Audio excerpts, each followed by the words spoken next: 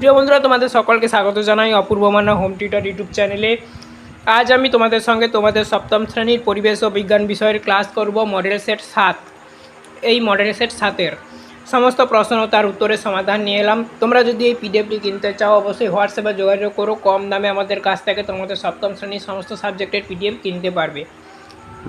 চ্যানেলে নতুন থাকলে সাবস্ক্রাইব করো, বেল আইকন অপশানে সেভ রাখো। এর আগের মডেল সেটের ক্লাসগুলো যারা না দেখেছো পরিবেশ বিজ্ঞানের, অবশ্যই দেখে নিও। প্লেলিস্টের মধ্যে পাবে, প্লেলিস্টের মধ্যে সমস্ত সাবজেক্টের ক্লাস পাবে। অবশ্যই প্লেলিস্টটি চেক আউট করো, এই ভিডিওর ডেসক্রিপশানে প্লেলিস্ট লিঙ্ক দেওয়া রয়েছে। চলো শুরু করছি আজকের ক্লাস। তো এখানে দেখো, প্রথমে বলা রয়েছে একে দাগে সমতল আয়নার সঙ্গে লম্বভাবে কোনো আলোক রশ্মি ওই আয়নার ওপর আপতিত হলে প্রতিফলন কোণের মান হবে। উত্তর করবে 0 ডিগ্রি, অপশান সি। দ্বিতীয় নম্বর প্রশ্ন, বর্ণালী সৃষ্টির কারণ। উত্তর করবে আলোর বিচ্ছুরণ। দেখো ব্যাকেটের মধ্যে আমি একটু লিখে দিয়েছি, বিচ্ছুরণের ফলেই সাদা আলো 7টি রঙের ভেঙে যায়।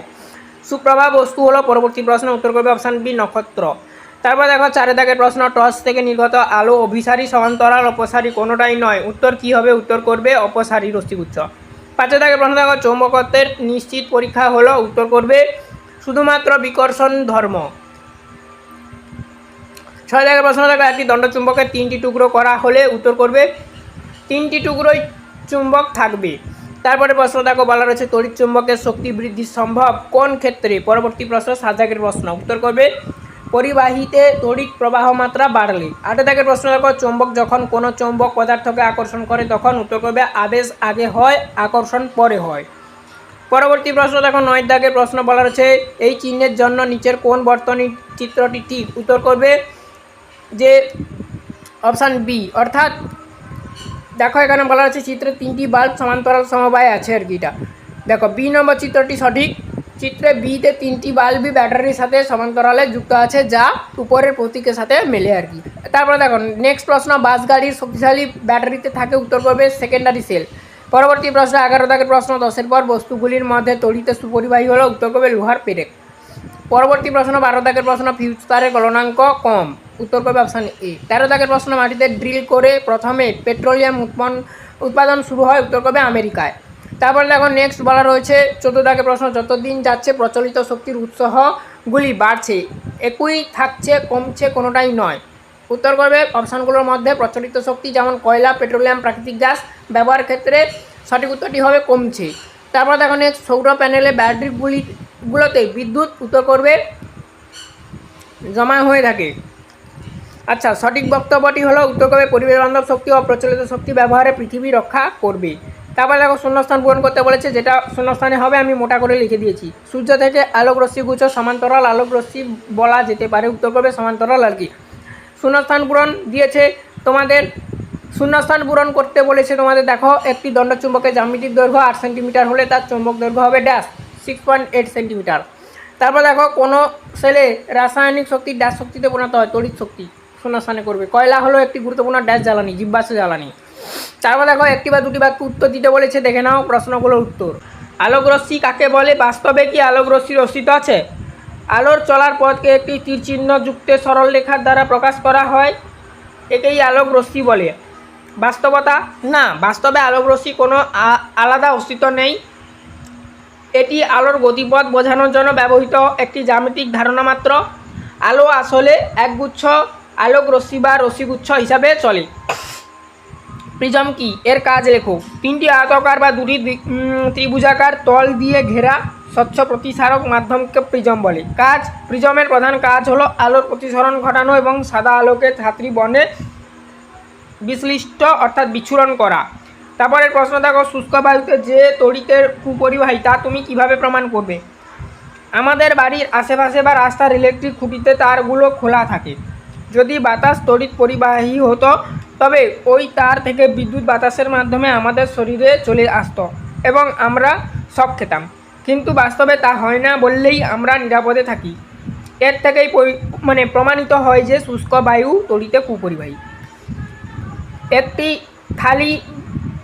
একটি খালি বালতির ভিতরে তলদেশে একটি কয়েন রেখে বালতিটি জলপূর্ণ করার পর উপর থেকে দেখলে কয়েনটি কিছুটা উপরে উঠে এসেছে বলে মনে হয় কেন? আলোর প্রতিসারণের ফলে এমনটি ঘটে। জলপূর্ণ বালতি তলদেশ থেকে নির্গত আলোক রশ্মি যখন জল অর্থাৎ ঘনমাধ্যম থেকে বায়ুতে লঘু মাধ্যমে প্রবেশ করে তখন তা অবিলম্ব থেকে দূরে সরে যায়। এই রশ্মিগুলোকে পিছনের দিকে বর্ধিত করলে তারা প্রকৃত অবস্থানে কিছুটা উপরে একটি অসৎবিম্ব তৈরি করে, তাই কয়েনটিকে উপরে উঠে আসা বলে মনে হয়। জনসংখ্যা বৃদ্ধির সঙ্গে শক্তি সম্পর্কিত কোন কোন বিষয় সরাসরি যুক্ত?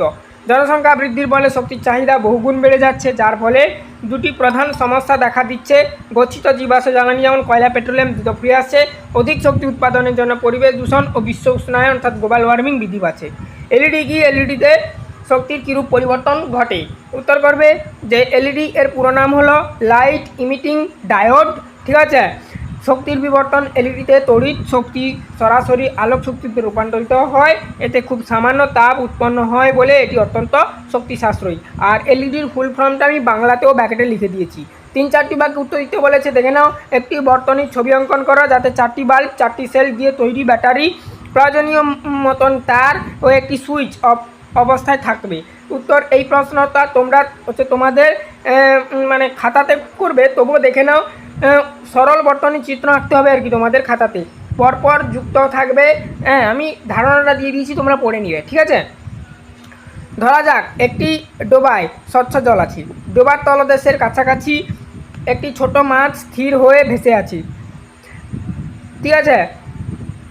ওপর থেকে এক ব্যক্তি তার বন্দুক দিয়ে মাছটিকে যতবার গুলি করছে ততবারটি খসকে যাচ্ছে। এর কারণ কি? এই প্রশ্নটা আমি স্ক্রিনে দিয়ে দিয়েছি, একটু টাইপিং মিস্টেক আছে, তোমরা দেখে নাও।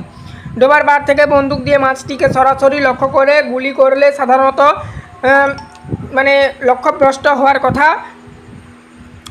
কিন্তু যদি গুলিটি মাছের গায়ে ঠিক মতো লাগে তবে বুঝতে হবে শিকারী ব্যক্তির আলোর প্রতিসরণ অর্থাৎ রিফ্লেকশন অফ লাইট এই সম্পর্কে অভিজ্ঞ এবং তিনি মাছটিকে যেখানে দেখছেন তার কিছুটা নিচে লক্ষ্য করে গুলি ছুটছেন। দেখো ব্যাখ্যাটা এক, মাছের অবস্থান। মাছটি যখন জলের গভীরে থাকে তখন মাছ থেকে আসা আলোক রশ্মি জল অর্থাৎ ঘনমাধ্যম থেকে বায়ুতে লঘু মাধ্যমে আসার সময় অবিলম্ব থেকে দূরে সরে যায়। 2 অসৎবিম্ব।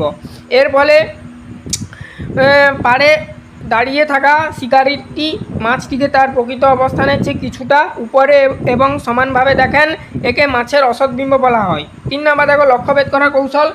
যদি শিকারী ব্যক্তি মাছের সেই দেখা যাওয়া রূপটি দেখে সরাসরি গুলি করেন তবে গুলি মাছের মাথার ওপর দিয়ে চলে যায়, কিন্তু লক্ষ্যভেদ করার জন্য শিকারী মাছের দেখা যাওয়া অবস্থানে কিছুটা নিচে টিপ করতে হয়।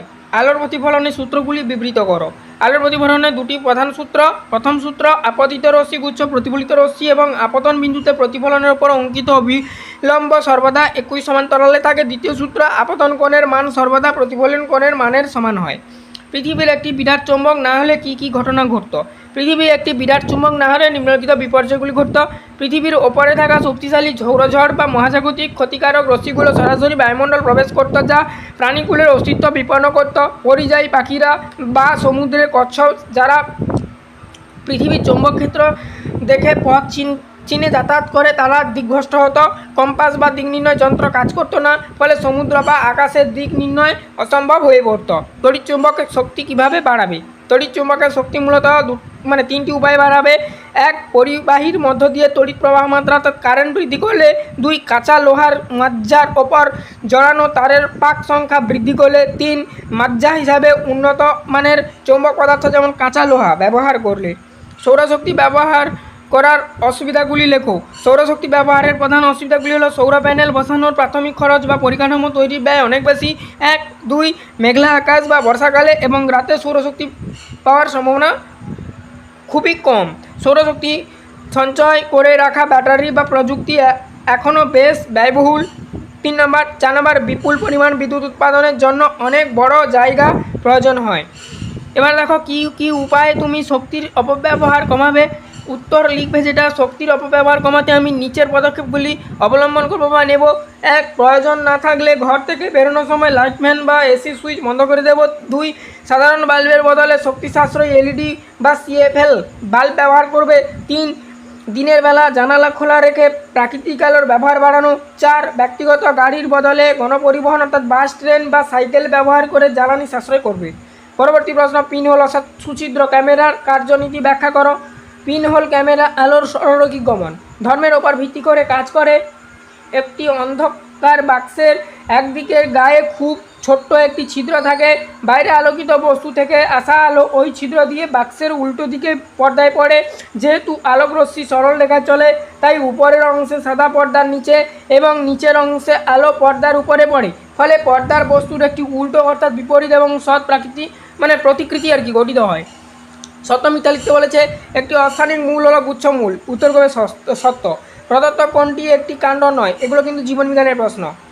এটা করবে যেটা, সেটা হচ্ছে কি অপশান বি, রাঙা আলু। প্রদত্ত কোনটি একটি যৌগিক ফল? উত্তর করবে যেটা, সেটা হচ্ছে আনারস, অপশান এ। শূন্যস্থান পূরণ করতে বলেছে। বীজের অঙ্কুরোদ্গম একটি অভ্যন্তরীণ শর্ত হলো ড্যাশ। উত্তর করবে বীজের পরিপক্কতা বা বীজের জীবনী শক্তি। তারপর দেখো সত্য মিথ্যা আবার লিখতে বলেছে। একটি অসমাঙ্গ পুষ্প হলো অপরাজিতা। উত্তর করবে সত্য। দুটি রূপান্তরিত বায়বীয় কাণ্ডের নাম লেখো। উত্তর করবে যেটা, রূপান্তরিত বায়বীয় কাণ্ডের প্রধান কাজ হলো খাদ্য সঞ্চয়, আহরণ বা আত্মরক্ষা। নিচে দুটি উল্লেখযোগ্য রূপান্তরিত বায়বীয় কাণ্ডের নাম ও সংক্ষিপ্ত বর্ণনা দেওয়া হলো। পর্ণকাণ্ড, যেটাকে বলা হয় কি ফিলোকেলিডি।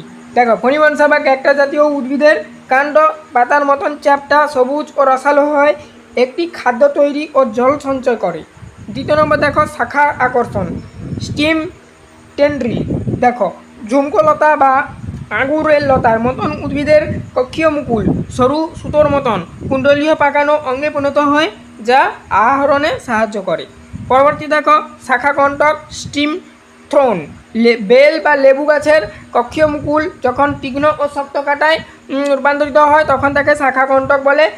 এটি আত্মরক্ষায় সাহায্য করে। যে কোনো দুটি প্রশ্ন উত্তর দিতে বলেছে। একপত্র ও যৌগিক পত্রের দুটি পার্থক্য লিখতে বলেছে, দেখে নাও। একপত্র যৌগিক পত্র ফলক, পত্রফলকটি অখণ্ড থাকে বা আংশিক খণ্ডিত হলে তা মধ্যশিরা পর্যন্ত পৌঁছায় না। পত্রফলকটি সম্পূর্ণরূপে খণ্ডিত হয়ে ক্ষুদ্র ক্ষুদ্র পত্রে বিভক্তিত হয়, যেমন ফলক।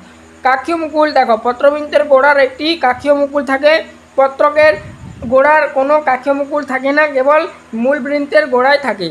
তারপর দেখো ব্যাপন অভিশ্রাবণে দুটি পার্থক্য লিখতে বলেছে, দেখে নাও। বৈশিষ্ট্য করলে প্রথমে প্রমাণ করবে মাধ্যমের প্রকৃতি, কঠিন তরল বা গ্যাসীয় যে কোনো মাধ্যমে ঘটতে পারে ব্যাপনটা। অভিশ্রাবণটা কেবলমাত্র তরল মাধ্যমে ঘটে লিখবে, অর্থাৎ দ্রবণ। পর্দা, দেখো কোনো পর্দার প্রয়োজন হয় না ব্যাপনে, আর অভিশ্রাবণে অর্ধবেদ্য পর্দার উপস্থিতি দরকার বা প্রয়োজন। তারপর দেখো স্ক্রুলাম কি একটি অসচল বীজের উদাহরণ দাও। দেখো স্ক্রুলাম একবীজপত্রী উদ্ভিদ, যেমন ভুট্টা, ধান। বীজের উপস্থিত এক ও ঢালের মতন দেখতে বীজপত্রটিকে স্ক্রুলাম বলে। এটি ভ্রূণের খাদ্য সরবরাহতে সাহায্য করে। তারপর দেখো অসচল বীজের উদাহরণ হচ্ছে ছোলা বা মটর। তারপরে দেখো এরপরে আমরা নেক্সট ক্লাসে মডেল সেট 8 নিয়ে আলোচনা করব। এর আগে মডেল সেট 6 অবধি আমি ক্লাস করে দিয়েছি, না দেখে থাকলে অবশ্যই দেখবে। চ্যানেলে নতুন থাকলে সাবস্ক্রাইব করবে, বেল আইকন অপশানে সেভ রাখবে। তোমরা যদি পিডিএফটি কিনতে চাও অবশ্যই হোয়াটসঅ্যাপে যোগাযোগ করো। এই ভিডিও ডেসক্রিপশনে হোয়াটসঅ্যাপ নাম্বার দেওয়া রয়েছে। তোমাদের সপ্তম শ্রেণীর সমস্ত সাবজেক্টের পিডিএফ নোট আমাদের কাছ থেকে কিনতে পারবে, শুধু গণিত বাদে। অবশ্যই হোয়াটসঅ্যাপে যোগাযোগ করো যদি পিডিএফ নোট কিনতে চাও কম দামে।